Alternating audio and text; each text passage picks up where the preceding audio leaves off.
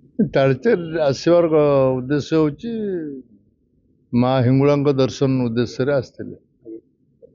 गतकाल आसले आज मो कार्यक्रम सारी फेरली आसला बेले नेचुराली समस्त शुभेच्छु सहयोगी सब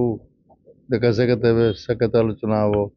माँ दर्शन सरला साक्षात आलोचना कर फेरू राजनैतिक मुझे सारे आगुरी राजनीतिक पानीपाग ओडिशार अवस्था भल नुहे भविष्य को कौन हम भी कहीहबनी एमती एक अनिश्चित अस्थिर वातावरण भितर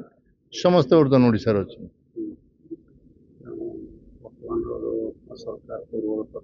गोटाए वर्ष पूरण होला पर जाकि जा जना पड़ो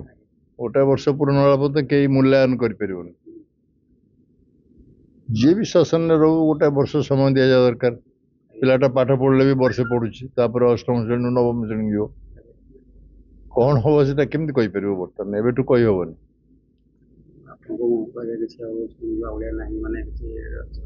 बर्तमान